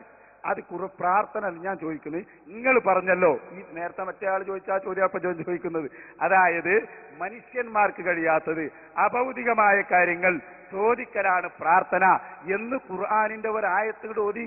അത് എവിടെ ഖുർആനിൽ? എനിക്ക് പറയാനുള്ളത്. അല്ല, ഇത് പറയാം. അത് പിന്നെ പറയും. ഞങ്ങൾ ഒരു കാര്യം പറഞ്ഞാൽ അത് പൂർത്തിയാക്കിയിട്ടേ വേറെ പോവുള്ളൂ. നിങ്ങൾ ഉത്തര ചോദ്യം അവിടെ പിന്നെ പണ്ഡിതന്മാരാന്ന് പറഞ്ഞ ആളെ കൊണ്ടുവന്നിട്ടുണ്ടല്ലോ. പ്രാർത്ഥന എന്ന് പറഞ്ഞാൽ മനുഷ്യന്മാർക്ക് കഴിയാത്തതാണ് പ്രാർത്ഥന, അത് ചോദിക്കലാണ് പ്രാർത്ഥന എന്ന് ആര് പറഞ്ഞു? ഞാൻ ചോദിക്കുന്നു. ഇല്ല മോനെ, തെറ്റാണ്. ഇത് പറയാം. അത് ആരാ? എവിടുന്ന് കിട്ടിയ നിങ്ങൾക്ക് ഈ പ്രാർത്ഥന? എന്നോട് ക്വസ്റ്റ്യൻ ചോദിച്ചിട്ട് കാര്യമാണ്. അപ്പൊ നിങ്ങൾക്ക് അറിയില്ല. നിങ്ങൾക്ക് പിന്നെ എന്തിനാ പറയാൻ പോയി? അറിയാത്ത എന്തിനു പറഞ്ഞു? അറിയാത്തത് എനിക്ക് അറിയാൻ വേണ്ടിയാണ് ഞാൻ ചോദിച്ചത്. അപ്പൊ ഈ പറഞ്ഞ തെറ്റാന്ന് നിങ്ങൾക്ക് ബോധ്യായോ? ഇല്ല, ബോധ്യമായിട്ടില്ല. എന്തുകൊണ്ടാ ബോധ്യമായില്ല? മനുഷ്യന്മാർക്ക് കഴിയാത്തതാണ് പ്രാർത്ഥന. ഇനിയും നിങ്ങൾ അതാണോ വിശ്വസിച്ചിരിക്കുന്നത്? ഖുർആനിൽ ഇതിൽ യാതൊരു ഖുർആനിലല്ല ഞാൻ പറയുന്നത് പ്രാർത്ഥനയുടെ നിർവചനം മനസ്സിലാക്കിയെടുത്ത നിങ്ങൾക്ക് തെറ്റിപ്പോയി. അങ്ങനെ ലോകത്താരും പറഞ്ഞിട്ടില്ല. ഉസ്താദ് പറ, ഈ പ്രാർത്ഥന രണ്ടു തരം ഉണ്ടെങ്കിൽ രണ്ട് തരമല്ല. പ്രാർത്ഥന നിർവചനം നിങ്ങൾക്ക് കിട്ടിയിട്ടില്ല. അള്ളാഹുവിനോട് പ്രാർത്ഥിക്കേണ്ട പ്രാർത്ഥന അങ്ങനെയല്ല. അതൊക്കെ വിട്ടാളി. ഇപ്പൊ ഒരു കാര്യം ഞാൻ പറയാം. പക്ഷെ പ്രാർത്ഥനയുടെ നിർവചനമായി നിങ്ങൾ പറഞ്ഞൊന്നുണ്ടല്ലോ, അത് നിങ്ങൾ പ്രമാണമില്ലാതെ പറഞ്ഞതാന്ന് പറയും. എന്താ ഞാൻ പറയാം? എന്താ പ്രാർത്ഥന? ഉസ്താദ് പറഞ്ഞു തന്നാ അല്ല, ഇത് പറയും. നിങ്ങൾ പറഞ്ഞ പ്രാർത്ഥനയ്ക്ക് ഏതായാലും പ്രമാണമില്ലാതെ നിങ്ങൾക്ക് ബോധ്യപ്പെട്ടോ? ഇവിടെ അല്ല, ഇത് പറയൂ. നിങ്ങൾ പറഞ്ഞൊരു പ്രാർത്ഥന ഉണ്ട്, ആ പ്രാർത്ഥനയ്ക്ക് പ്രമാണമില്ല നിങ്ങൾക്ക് ബോധ്യപ്പെട്ടോ ഇല്ലേ? പറ. എങ്ങനെ ബോധ്യപ്പെട്ടോ? അതെ, നിങ്ങൾ പറഞ്ഞ എന്താ? മനുഷ്യന്മാർക്ക് കഴിയാത്ത ചോദിക്കലാണ് പ്രാർത്ഥന. അതിന് തെളിവില്ല നിങ്ങൾക്ക് ഇപ്പൊ ബോധ്യപ്പെട്ടോ? തെളിവില്ലാത്ത എന്താ? തെളിവ് നിങ്ങൾ എവിടുന്നാണ് ഈ നിർവചനം കിട്ടിയത്? പറ. അതിനു വേണ്ടിയാണ് ഖുർആനിൽ ഒരുപാട്. അല്ല, അത് പറ. അതിപ്പോ നിങ്ങൾ നിരീക്ഷണം അതെല്ലാം ചോദിക്കുന്നത്. ഇങ്ങനെ ഒരു നിർവചനം അത് ആര് പറഞ്ഞു? ഇപ്പൊ നിസ്കാരം എന്ന് പറഞ്ഞാൽ എന്താ? അത് ഞങ്ങളോട് നിർവചനം ചോദിച്ചാൽ ഞങ്ങൾ പറയും. ഏത് പണ്ഡിതൻ പറഞ്ഞു, ഏത് ആയത്താക്കി ഞങ്ങൾ പറയും എന്ന് പറഞ്ഞപ്പോൾ നിങ്ങൾ പറഞ്ഞു മനുഷ്യന്മാർക്ക് കഴിയാത്തത് അഭൗതിക കാര്യങ്ങൾ ചോദിക്കലാണ് പ്രാർത്ഥന. ഞാൻ ചോദിക്കുന്നു, അങ്ങനെ ആരാണ് നിങ്ങൾക്ക് പറഞ്ഞു തന്നത്? ഇതിന് ഉസ്താദിന് ഖുർആനിൽ ഒരു തെളിവ് പറയാൻ സാധിക്കില്ല. ഏതിന്? ഉരുണ്ട് കളിക്കുന്നു. ഏതിന്? ഉരുണ്ട് കളിക്കുന്ന ആരാന്ന് എല്ലാവർക്കും വ്യക്തമാണ്. ഞാൻ ഒരു മിനിറ്റ്, ഇപ്പൊ നിങ്ങൾക്കൊരു കാര്യം അറിയാം, നിങ്ങൾക്കും മനസ്സിലായി എന്ത് പ്രാർത്ഥനന്റെ നിർവചനം നിങ്ങൾ പറഞ്ഞത് പൊളിഞ്ഞിരിക്കുന്നു, ഇവിടെ പൊളിച്ചിരിക്കുന്നു. ഈ മുഖാമുഖത്തിൽ വെച്ച് പ്രാർത്ഥന എന്ന് നിങ്ങൾ ഒരുപാട് കാലമായി കെട്ടിയുണ്ടാക്കി 8 കാലി വല ഞങ്ങൾ വലിച്ചെറിഞ്ഞിരിക്കുന്നു എന്ന് പറഞ്ഞാൽ നിങ്ങൾ പറഞ്ഞത് മനുഷ്യന്മാർക്ക് കഴിയാത്ത ചോദിക്കലാണ് പ്രാർത്ഥന, അതല്ല പ്രാർത്ഥന. ഇനി എന്താണ് പ്രാർത്ഥന? ഞങ്ങൾ പഠിപ്പിച്ചു തരാം. ശരിക്ക് കേട്ടോ, നിങ്ങളുടെ അൽമനാറാണ് ഞങ്ങളെ കയ്യിലുള്ളത്. എന്താണ് അൽമനാറിൽ പറയുന്നത്? ശരിക്കും മനസ്സിലാക്കി പഠിച്ചോളൂ. ദിവ്യത്വമുണ്ടെന്നോ, അതുപോലെ തന്നെ കേട്ടോളൂ, ശരിക്കും ഞങ്ങൾ മനസ്സിലാക്കാം. അങ്ങേയറ്റത്തെ അനുസരണവും താഴ്മയും അടിമത്വവും ഒക്കെ തന്നെയും ഇബാദത്തും തൗഹീദുമാകുന്നു. അതിന്റെ പിന്നിൽ വ്യത്യസ്ത സങ്കല്പവും തദനുസാരം നമ്മുടെ വിശ്വാസവും കൂടി ഉണ്ടായിരിക്കണമെന്ന് വരുന്നു. ഖുർആൻ വ്യാഖ്യാതാക്കൾ മുഴുവൻ പല ശൈലികളിൽ ഇത് നിബന്ധനയായി അംഗീകരിച്ചതായി കാണാം എന്ന് ഇവിടെ ശ്രദ്ധിക്കണം, ഞാൻ പറഞ്ഞത് ശ്രദ്ധിക്കണം, നിങ്ങളാണ് വർത്താനം പറഞ്ഞാൽ ശരിയാവില്ല. ഇത് പണ്ടേ നമ്മുടെ അരബി സക്കാവ് പറഞ്ഞതാണ്. ശരിക്കും മനസ്സിലാക്കിക്കോളൂ. ദിവ്യത്വമുണ്ടെന്നോ ദൈവികമായ കഴിവുകളുണ്ടെന്നോ വിശ്വസിച്ചുകൊണ്ട് ചോദിക്കുന്നതിനാണ് ഇസ്ലാമിൽ പ്രാർത്ഥന എന്ന് പറയുന്നത്.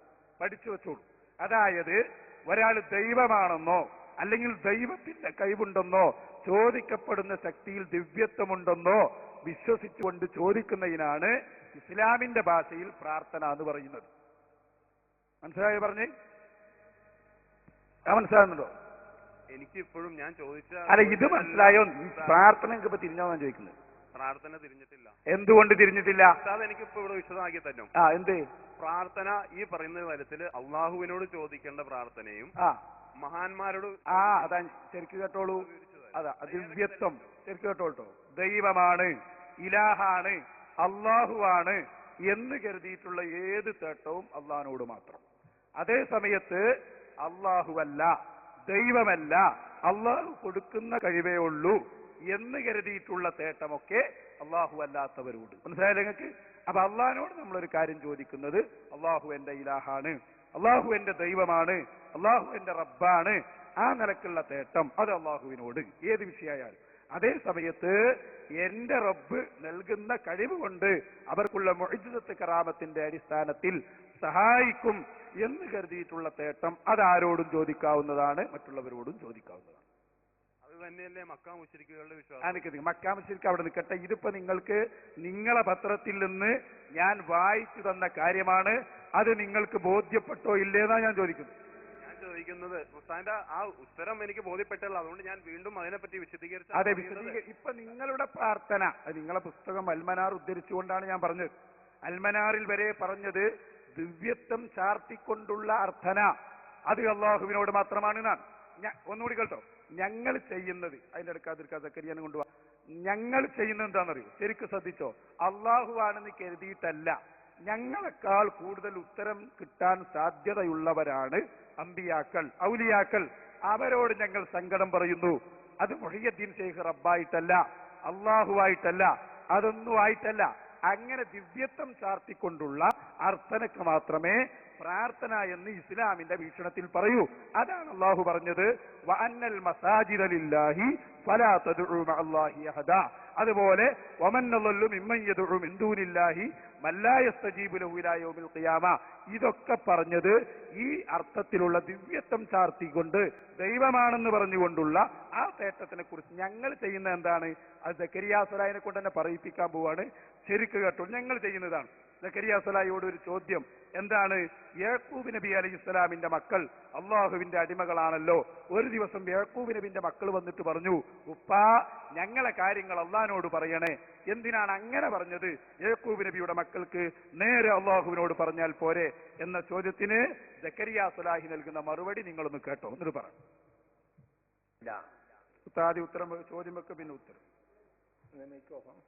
നിങ്ങൾ പറഞ്ഞല്ലോ അള്ളാഹു ഏറ്റവും അടിമകളോട് അടുത്തവനാണ്, അള്ളാഹുവിനോട് നേരിട്ട് ചോദിക്കാം. എന്തിന് പിന്നെ യാക്കൂബിന്റെ മക്കള് പിന്നെ യാക്കൂബിനെ ഇടയാളനാക്കി എന്നുള്ളതാണ് എനിക്ക് സംശയം. അതിന്റെ ഉത്തരം കേട്ടോട്ടോ.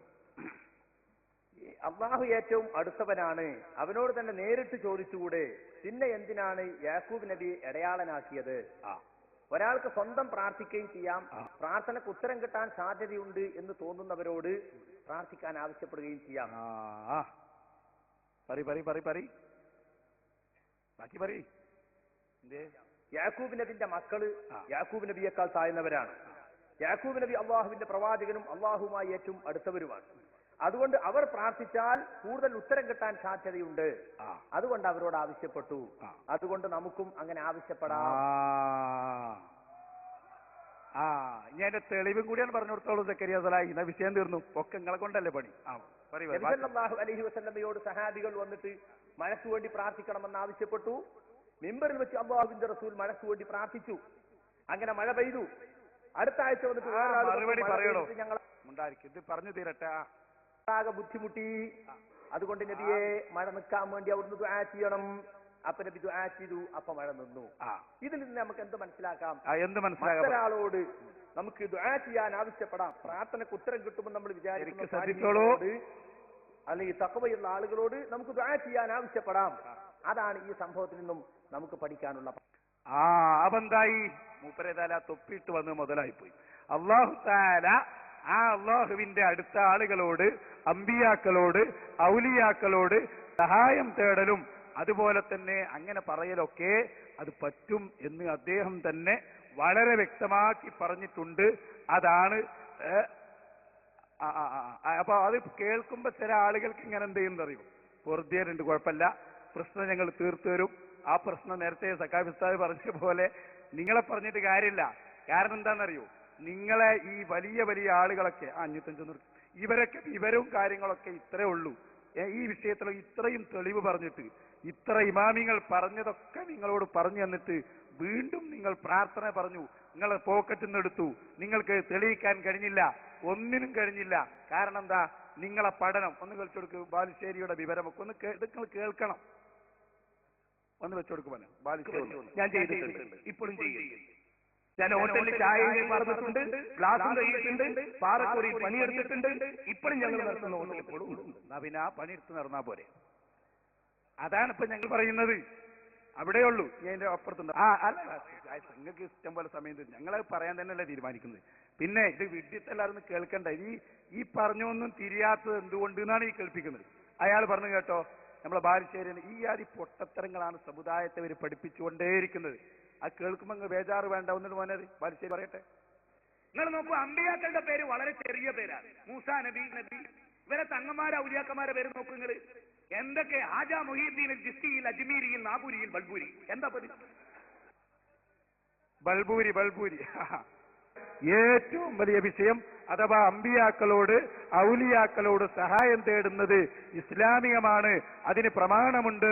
പ്രാർത്ഥന എന്നത് വരെ നമ്മൾ വ്യക്തമായി അവർക്ക് കേൾപ്പിച്ചു കൊടുത്തു. അതിന്റെ ഉദ്ധരണി പറഞ്ഞു. എല്ലാം സമുദായത്തിനിവിടെ പഠിപ്പിച്ചു കൊടുത്തു. അതുകൊണ്ട് എല്ലാവരും ഇരിക്കുക. എല്ലാവരും ഒന്നിരി. നമ്മുടെ പ്രവർത്തകരൊക്കെ ഇരിക്കുക. അവിടെ ഒന്നും സംഭവിക്കുന്നില്ല. അവിടെ നോക്കാൻ നമ്മളെ വളണ്ടിയേഴ്സ് സജീവമാണ്. എല്ലാവരും ഇരുന്നോളൂ. നിർബന്ധം. സുന്നി പ്രവർത്തകരൊക്കെ ഇരിക്കാം. ആ ക്ലിപ്പിംഗിൽ ചോദ്യം എല്ലാവരും കേൾക്കണം. ക്ലിപ്പിംഗിൽ കാണിച്ച ചിത്രം അവിടെ പറയുന്നത്, എനിക്കിപ്പോ ഇരിക്കും, എല്ലാരും ഇരിക്കൂ. എല്ലാരും ഇരിക്കുക. എന്നാലേ ഇത് ശ്രദ്ധിക്കാൻ കഴിയുള്ളൂ. ഓക്കെ. ജീവിച്ചിരിക്കുന്ന യാക്കൂബ് നബിയോട് ദുആ ചെയ്യാനാണ് പറഞ്ഞത്. അത് ഞാനിപ്പോ ജീവിച്ചിരിക്കുന്ന നല്ലൊരു മനുഷ്യരെ കണ്ടാൽ എനിക്ക് വേണ്ടി ദുആ ചെയ്യണം എന്ന് പറയുന്നത് ഒരിക്കലും ചെറുക്കാവില്ല. ജീവിച്ചിരിക്കുന്ന ശരി എല്ലാ ചോദ്യങ്ങൾക്ക് എല്ലാവരും ഇരിക്കും. പ്രസക്തമായ ചോദ്യങ്ങളാണ് വന്നുകൊണ്ടിരിക്കുന്നത്. ഈ വിഷയം നമുക്ക് തീർക്കാവുന്നതേ ഉള്ളൂ. എല്ലാവരും ഇരിക്കുക. എല്ലാവരും ഇരുന്നു. അവിടെ ജീവിച്ചിരിക്കുന്ന ഒരു നല്ലൊരു മനുഷ്യനോട് എനിക്ക് വേണ്ടി ദുആ ചെയ്യണം എന്ന് പറയുന്നത് തെറ്റല്ല. ആരും ഇത് എതിർത്തിട്ടില്ല. പക്ഷേ ഇവിടെ എന്താ വിഷയമുള്ളത്? എല്ലാരും കേൾക്കണം. അപ്പോഴേ ഇവിടെ ആ ക്ലിപ്പിംഗ് പറഞ്ഞത് എന്താ? മോനെ പറഞ്ഞോ, ജീവിച്ചിരുന്ന അപ്പൊ എന്തായി? ജീവിച്ചിരിക്കുന്ന യാക്കൂബിനെ പിന്നെ ഇടയാളനാക്കാൻ നിങ്ങൾക്ക് ബോധ്യപ്പെട്ടില്ലേ? തീർത്ത് പറയട്ടെ. ബാക്കി പറയും. ഇടയാളനാക്കാന്നല്ല അവിടെ പറഞ്ഞത്. പിന്നെന്താ? അല്ലാഹുവിനോട് ദുആ ചെയ്യാനല്ലേ? അല്ല, ഇടയാളനാക്കാന്നാ പറഞ്ഞു. നിങ്ങൾ കേട്ടില്ല? കേട്ടിട്ടില്ല? ഇടയാളെന്ന് കേട്ടിട്ടില്ല? ഇടയാളെന്ന് കേട്ടിട്ടില്ല? ജീവിച്ചിരിക്കുന്ന അതെ, ഇടയാളനാക്കാണ് പറഞ്ഞത്. അത് കേട്ടിട്ടുണ്ടോ? പറയട്ടെ, തീർത്ത് പറയാം. അല്ല, ഇത് പറയും. ഇടയാളനാക്കാന്ന് പറഞ്ഞ് നിങ്ങൾ കേട്ടോ? എന്റെ ചോദ്യം ഞാൻ നിങ്ങൾ എന്തെങ്കിലും പറഞ്ഞതുകൊണ്ട് കാര്യമില്ല. വിഷയം ഞങ്ങൾ പറഞ്ഞത് കൃത്യമായ വിഷയമാണ്. നബി സല്ലല്ലാഹു അലൈഹി വസല്ലമ തങ്ങൾ അടക്കമുള്ള ആളുകളെ ഇടയാളനാക്കാം എന്ന് വ്യക്തമായി അയാൾ പറയുന്നു. എന്താണ് നമ്മുടെ പ്രവർത്തകരൊക്കെ ഒന്നിരിക്കാതെ നമുക്ക് വ്യക്തമായി പറഞ്ഞു കൊടുക്കാവുന്നതേ ഉള്ളൂ. എനിക്കിവിടെ കാണിച്ച ശരി ഞാൻ ചോദിക്കുന്നത്, ജീവിച്ചിരിക്കുന്ന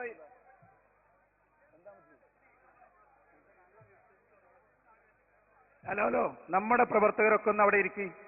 എല്ലാ പ്രവർത്തകരും, നമ്മുടെ പ്രവർത്തകർ നിർബന്ധമായിരിക്കണം. പരിപാടി നമുക്ക് നല്ല ഒരു വിഷയത്തിലാണ് എത്തിയിട്ടുള്ളത്. ഇതിന്റെ പൂർത്തീകരണത്തിന് വേണ്ടി ഈ വിശുദ്ധ ഖുർആനിലൂടെയോ തിരു ഹദീസിലൂടെയോ വിശദീകരിച്ചാൽ നിങ്ങളുടെ പ്രശ്നം തീരുമോ എന്നാണ് ഞാൻ ചോദിക്കുന്നത്. കേൾക്കട്ടെ, സ്വീകരിക്കാൻ പറ്റില്ല. അതില്ല. നിങ്ങൾക്ക് ഈ കാര്യം ഉറപ്പാ? ഒരൊറ്റ കുട്ടിക്കും ഈ മരിച്ചവരോട് ചോദിക്കാന്നുള്ളത് പറ്റൂല എന്നാണോ ഇപ്പൊ നിങ്ങളെ തീരുമാനം? ഇത്രയും കൊട്ടി ഘോഷിച്ചൊരു തെളിവ് കാണിച്ചു നിങ്ങള്. തെളിവ് വരുന്നേ ഉള്ളൂ. അത് വരുന്നേ ഉള്ളൂ. ജീവിച്ചിരിക്കുന്ന അല്ല മോനെ, അടുത്ത ഓരോ തെളിവ് പറയുന്ന ഓരോ ആളുകളാണ്. ജീവിതകാലത്തുള്ള തെളിവാണ് ആര് പറഞ്ഞത്? സക്കരിയാസ്ലായി പറഞ്ഞത്. ഇനി മരണശേഷമുള്ളത് വേണോ? നമ്മൾ അനസ് മൗലവിയോടെ കാത്തിരിക്കുന്നുണ്ട്. നിങ്ങൾ ബേജാറാവണ്ട, കൊണ്ടുപോകാൻ അനസ് മൗലവിയെ. ഓരോന്നിനും ഓരോ സാധനങ്ങളല്ലേ ഞങ്ങൾ എടുത്തു വച്ചിരിക്കുന്നത്. നിങ്ങൾ അതാ ഞാൻ ചോദിക്കുന്നത്. ഇനി നിങ്ങൾ വാക്ക് മാറ്റാൻ പാടില്ല. വളരെ കൃത്യമായി നിങ്ങൾ കേട്ടോ. ഞാൻ നിങ്ങൾക്ക് ഒരു ഹദീസ് ഉദ്ധരിച്ച് പറഞ്ഞു തരാൻ പോവാണ്. ഞാനല്ല, ഇവിടെ ഇത് വളരെ പ്രധാനപ്പെട്ട ഒരു പോയിന്റിൽ നമ്മുടെ ചർച്ച എത്തി നിൽക്കുന്നു. ആരും ഇവിടെ ഒരു ശബ്ദം ഉണ്ടാക്കാൻ പാടില്ല. ഇദ്ദേഹത്തോട് നമ്മൾ ചോദിക്കുന്നു, എല്ലാ മുജാഹിദുകളും കേട്ടോളൂ. വഫാത്തായ നബിയോട് ഒരു പ്രവാചകൻ വന്ന് സഹായം തേടുന്നത് വിശാലമായ ഹദീസിൽ നിന്ന് ഞാൻ വായിച്ചാൽ ആ വിഷയം നിങ്ങൾക്ക് സ്വീകാര്യമാകുമോ എന്ന് പറയണം. പറയും. അല്ല, ഞാനത് വായിച്ച് സ്വീകരിക്കാൻ തയ്യാറാ. പിന്നെ അത് ആ പ്രവാചകനല്ലേ, അത് അങ്ങനെയല്ലേ, അതൊന്നും പറയാൻ പാടില്ല. ഒരു പ്രവാചകൻ, നിങ്ങൾ പറഞ്ഞെന്താ, വിശുദ്ധ നബിയുടെ ഏതെങ്കിലും ഒരു പ്രവാചകൻ അള്ളാഹു അല്ലാത്ത മരിച്ചവരോട് സഹായം തേടിയിട്ടുണ്ടോന്നാണ്. അപ്പൊ ഏതെങ്കിലും ഒരു പ്രവാചകൻ മരിച്ച ആളോട് വന്ന് സഹായം തേടുന്നത് ഞങ്ങൾ പറഞ്ഞു തന്നാൽ നിങ്ങളുടെ പ്രശ്നം തീർക്കാൻ സാധ്യമാണോന്ന് ചോദിച്ചു. കേൾക്കട്ടെ ഉസ്താദേ, അങ്ങനെ നിങ്ങൾ റെഡിയാവും. അല്ലെങ്കിൽ ഇത് നിങ്ങൾ ഒന്നുകൂടി ഉറപ്പിച്ചു പറഞ്ഞു. ഒരു നബിക്കും ഇത് അനുവദനീയല്ല നിങ്ങൾക്ക് വാദമുണ്ടോ? അതായത് ഖബറിന്റെ സമീപത്ത് എന്ന് അല്ലെങ്കിൽ മരിച്ചവരോട് തേടൽ ഒരൊറ്റ നബിക്കും പാടില്ല എന്നാണോ നിങ്ങളെ വാദം? ഒരൊറ്റ നബിക്കും പാടില്ല എന്ന് തന്നെയാണ് നിങ്ങൾ വിശ്വസിക്കുന്നത്. എങ്ങനെ? അതായത് ഒരാൾക്കും, ലോകത്ത് ഒരാൾക്കും ഒരു ഖബറിന്റെ അടുത്തും വന്ന് സഹായം തേടാൻ പാടില്ല എന്ന് തന്നെയല്ലേ നിങ്ങൾ വിശ്വസിക്കുന്ന? ഉറപ്പല്ലേ? സഹായം എങ്ങനെ ഈ മരിച്ചുപോയ ആള് സഹായിക്കുമെന്ന നിലക്ക് പോലെ വിളിക്കുക? അത് പറ്റുമോ പറ്റൂല എന്നോ നിങ്ങളെ അഭിപ്രായം? അല്ല, അത് ഇത് നിങ്ങളെ അഭിപ്രായം പറയും. പറ്റുമോന്നോ പറ്റൂലെന്നോ? പ്രാർത്ഥനയാണെങ്കിൽ പറ്റില്ല. പ്രാർത്ഥന ആണോ? അതിപ്പോ നമ്മൾ തീരുമാനിച്ചു. ഞങ്ങളും പറഞ്ഞു ദിവ്യത്വം കൽപ്പിച്ചുകൊണ്ട് ദൈവമാണെന്ന് കരുതി. അതല്ല ഞാൻ ചോദിക്കുന്നു. ഇതിപ്പോ ഒന്നുമില്ല. നിങ്ങളെന്താ പേടിക്കുന്നത്? ഞാൻ വ്യക്തമായിട്ട് പറയുന്നത്, ഒരു നബി അല്ലെങ്കിൽ ഒരാള് വേറൊരു ഖബറിന്റെ അടുത്ത് വന്നുകൊണ്ടൊരു കാര്യം പറയാം, അത് ലോകത്ത് ആർക്കും പറ്റൂല എന്നല്ല ഇപ്പൊ നിങ്ങളെ വാദം. എന്താണ് പറയുന്നത്? അതല്ല, ഇത് വാദാതെന്ന് പറയും. നിങ്ങൾ അങ്ങനെ പറഞ്ഞാൽ പറ്റില്ല. നിങ്ങളെ വാദം ഒന്ന് ഉറപ്പിച്ചു എല്ലാവരും കേൾക്കട്ടെ. ഇത് ശിർക്കാണ് അല്ലെ? ഒന്നുകൂടി, ഖബറിന്റെ അടുത്ത് വന്ന് ഉത്തരം കിട്ടുമെന്ന രൂപത്തിൽ വിളിക്കൽ ശിർക്കാണെന്നല്ലേ നിങ്ങളത് വാദം? ഉറപ്പല്ലേ? അത് ഉറപ്പില്ല. ഖബറിന്റെ അടുത്ത് വന്ന്, ജാറത്തിന്റെ അടുത്ത് വന്ന് ഈ ജാറത്തിലുള്ള വ്യക്തി കേൾക്കും, ഉത്തരം ചെയ്യും എന്ന രൂപത്തിൽ വിളിച്ചാൽ അത് ശിർക്കാന്നല്ലേ ഇപ്പൊ നിങ്ങളെ വാദം? അല്ല, അള്ളാഹുവിന്റെ ഇപ്പൊ ഉസ്താദ് പറയാൻ ഉദ്ദേശിക്കുന്ന കാര്യം എനിക്ക് എന്താന്ന് പിടികിട്ടി. എന്താണ്? ഏത് പ്രവാചകനാണെന്നും എന്താണെന്നും ഇവിടെ എനിക്ക് മനസ്സിലായി. അപ്പൊ നിങ്ങൾക്ക് എന്താ അറിയാം? പ്രവാചകൻ ചെയ്തിട്ടുണ്ട്. പ്രവാചകൻ ചെയ്തിട്ടുണ്ടെന്നോ? ഞാൻ അത് നിങ്ങൾക്ക് അറിയാഞ്ഞിട്ടല്ലേ? അപ്പൊ പക്ഷെ നിങ്ങൾക്ക് അറിയുന്ന പോലെ അറിയാം. ഞാൻ ഇത് സമ്മതിക്കാൻ വേണ്ടി ഇത് സമ്മതിക്ക്. ഒരു നബി ഏതൊരാളായാലും ഖബറിന്റെ അടുത്ത് വന്ന് ചോദിക്കാൻ പറ്റുന്നോ പറ്റൂല നിങ്ങളെ അഭിപ്രായം? ഒരിക്കലും പ്രാർത്ഥനയാണെങ്കിൽ പ്രാർത്ഥന എന്ന് പറഞ്ഞാൽ എന്താ? നിങ്ങൾ തന്നെ പറഞ്ഞു അഭൗതിക മാർഗത്തിൽ തേടലാ നേരത്തെ പറഞ്ഞു. ഒരു ഖബറിലുള്ള ആള്, ഖബർ ഇവിടെ ഇല്ല, ഖബറിന്റെ ഉള്ളിലുള്ള ഒരാളോട്, ജാറത്തിന്റെ ഉള്ളിലുള്ള നബിയോട് വന്നിട്ട് എന്നെ സഹായിക്കണേ എന്ന് പറഞ്ഞാൽ അത് ശിർക്കാണോ അല്ലേന്നപ്പോ നിങ്ങളോട് ഞാൻ ചോദിക്കുന്നത്. തീർച്ചയായിട്ടും ഖുർആന്റെ അടിസ്ഥാനത്തിൽ അത് ശിർക്കാണ്. ശിർക്കാണ്. എന്നാ കേട്ടോ, എല്ലാരും ശ്രദ്ധിച്ചോളൂ. ആ ഹദീസ് നമ്മൾ പറയാൻ പോവാ. നിങ്ങളത് സമ്മതിച്ചേ പറ്റൂ. പ്രിയപ്പെട്ട സഹോദരന്മാരെ, ആ അനസ് മൗലവിനെ കൊണ്ടുപോവാ. ശരിക്കും കേട്ടോളൂ. നേരത്തെ നിങ്ങൾ യാക്കൂബ് നബി വന്നപ്പോഴല്ലേ കേട്ടത്? എന്നാ കേട്ടോ, ഇനി തൗഹീദിന്റെ പടനായകനായി ഒരു നബി ഇവിടെ വരാനുണ്ട്. അതാരാ? സയ്യിദുനാ റൂഹുല്ലാഹി ഈസാ നബി വരും. ഈസാ നബി വന്നിട്ട് എന്താ ചെയ്യാ? വലിയ ദജ്ജാലിനെ കൊല്ലും, വലിയ ദജ്ജാലിനെ കൊല്ലും. വലിയ ദജ്ജാലിനെ കൊണ്ടുമ്പോൾ വേറെയും ചില ദജ്ജാലികളുടെ ബാക്കി ഉണ്ടാകും. എന്താണ് അവരുടെ വിശ്വാസം? ജാറത്തിന്റെ അടുത്ത് പോകരുത്, ജാറത്തിലുള്ളവരെ വിളിക്കരുത്, അവരോട് സഹായം തേടരുത്, അത് ശിർക്കാണ്. നേരത്തെ പറഞ്ഞു ഡമസ്കസിൽ വന്ന ഈസാ നബി അലൈഹിസ്സലാം നേരെ പോകുന്നത് റൗദയുടെ സമീപത്തേക്കാണ്. സിറിയയുടെ തലസ്ഥാനമായ ഡമസ്കസിൽ നിന്ന് തന്റെ ദൗത്യം നിർവഹിച്ചുകൊണ്ടിരിക്കുന്നതിന്റെ ഇടയിൽ നേരെ പോകുന്നു റൗദ ഷരീഫിലേക്ക്. എന്നിട്ട് എന്താ റൗദ ഷരീഫിൽ പോയി ചെയ്യുന്നത്? വഫാത്തായ മൺമറഞ്ഞുപോയ നൂറ്റാണ്ടുകൾക്ക് മുമ്പ് വഫാത്തായ നബിയെ അവിടുന്ന് വിളിക്കുന്നു, സഹായത്തിന് വേണ്ടി വിളിക്കുന്നു. ഇതോടുകൂടി നിങ്ങൾ ഇതുവരെ പടച്ചുണ്ടാക്കിയ മുഴുവൻ കാര്യങ്ങളും ഇവിടെ തകരുകയാണ്. ഹദീസ് കേൾക്കണോ? നമ്മൾ അനസ് മൗലവി പറഞ്ഞു തരും, പറഞ്ഞു കൊടുക്കേ. ഹദീസ് ശരിക്ക് കേട്ടോ, നിങ്ങൾക്ക് നല്ല ബുദ്ധി ഉണ്ടാവണം, ഇത് മാത്രം മതി വിശ്വസിക്കാൻ. നിങ്ങൾ ഇപ്പൊ എല്ലാവരും കേട്ടതാണ്, മരിച്ച ആളോട് പറയാൻ പാടില്ല, മരിച്ച ആൾ ഉത്തരം ചെയ്യൂല, മരിച്ച ആളെ വിളിക്കാൻ പാടില്ല, അത് പ്രാർത്ഥനയാണ്, സഹായാർത്ഥനയാണ്, ഒക്കെ അനസ് മൗലവി എന്ന് പറയും. എന്താണ് ഈസാ നബി ചെയ്യുക എന്നൊന്ന് പറഞ്ഞു കൊടുക്ക്. ഈസാ നബി അലൈഹി സ്വലാം ഖിയാമത്താണ് ഇറങ്ങി വരുന്ന രംഗത്തെ കുറിച്ച് നബി സല്ലല്ലാഹു അലൈഹി വസല്ലം പറയുന്നുണ്ട്. ഈസാ നബി മരണപ്പെട്ടിട്ടില്ല. ഈസാ നബി എന്ന് പറയുന്നത് ദജ്ജാല് അന്ന് ഭൂമിയിലുണ്ട്. അവൻ ഭൂമിയിൽ കുഴപ്പങ്ങൾ ഉണ്ടാക്കി അത് കൃത്യമായി വിശദീകരിച്ച് പറഞ്ഞിട്ടുണ്ട്. പ്രവാചകന ദജ്ജാലിന്റെ സിഫത്തുകൾ പറഞ്ഞിട്ടുണ്ട്. അവൻ അവറാണ്, ഒറ്റക്കണ്ണനാണ്, ഒരിക്കലും റബ്ബല്ല, ഒറ്റക്കണ്ണനല്ല എന്ന് മുഹമ്മദ് റസൂലുള്ളാഹി സ്വല്ലല്ലാഹു അലൈഹി വസല്ലം പറഞ്ഞ ലോകം മുഴുവൻ ഫിത്നകൾ ഉണ്ടാക്കുന്ന ദജ്ജാല്, ആ ദജ്ജാൽ ഇറങ്ങുമ്പോ ദജ്ജാല് വധിക്കാൻ ഈസാ നബി ഇറങ്ങി വരും. ഡമസ്കസിൽ സത്യമാണ് മുഹമ്മദ് നബി സല്ലല്ലാഹു അലൈഹി വസല്ലം പറഞ്ഞത്. ഇന്നും ഡമസ്കസിൽ ആ ഈസാ നബി ഇറങ്ങുമെന്ന് പറഞ്ഞ ഭാഗത്ത് ഈസാ നബിയുടെ ഭാഷ സംസാരിക്കുന്ന 15,000-ഓളം ആൾക്കാർ ഇന്ന് ജീവിച്ചിരിപ്പുണ്ട്.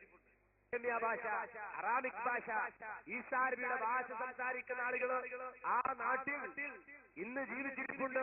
15,000-ഓളം ആളുകൾ. അവിടുത്തെ നഴ്സറി കുട്ടികൾ വരെ അറാമിക് ഭാഷ സംസാരിക്കും. നബി ഇറങ്ങുമെന്ന് പറഞ്ഞ സ്ഥലത്താണ് ഈസാ നബിയുടെ ഭാഷ സംസാരിക്കുന്നവരുള്ളത് ലോകം. ആ ഈസാ നബി ഇറങ്ങി വന്നിട്ട് ഈസാ നബി നീതിമാനായ ഭരണാധികാരിയായി വാഴും. ഈസാ നബി നീതിമാനായ ഭരണാധികാരിയാകുമെന്ന് അർത്ഥമല്ല. നബി സല്ലല്ലാഹു അലൈഹി വസല്ലം വിശദീകരിക്കാണ്. ഈസാ നബിയുടെ പേരിൽ സ്ഥാപിക്കപ്പെട്ട കുരിശുകൾ അദ്ദേഹം തകർക്കും. പിന്നെയോ പന്നികളെ അദ്ദേഹം കൊല്ലും. അതുപോലെ തന്നെ പക, ജനങ്ങൾക്കിടയിലുള്ള പക നീക്കിക്കളയും. അതുപോലെ അദ്ദേഹത്തിന്റെ മുന്നിൽ സമ്പത്ത് കൊണ്ടുവന്ന് വെക്കും. പക്ഷേ ഈസാ നബി ആ സമ്പത്ത് സ്വീകരിക്കുകയില്ല. ഇനി കേട്ടോളൂ. പിന്നെ ഈസാ നബി എന്റെ കബറിന്റെ അടുക്കൽ വന്ന് യാ മുഹമ്മദ്, ഓ മുഹമ്മദ് എന്ന് വിളിച്ചാൽ ലഉജീബന്നഹു, ഞാൻ ഈസാ നബിക്ക് ഉത്തരം നൽകും. സയ്യിദുനാ മുഹമ്മദുർ റസൂലുള്ളാഹി ത്വാഹ റസൂലുള്ളാഹി ശഫീഉനാ റസൂലുള്ളാഹി. കേട്ടോ, ജാറത്തിന്റെ സമീപത്ത് വന്ന് ഈസാ നബി വിളിക്കുകയാണ്.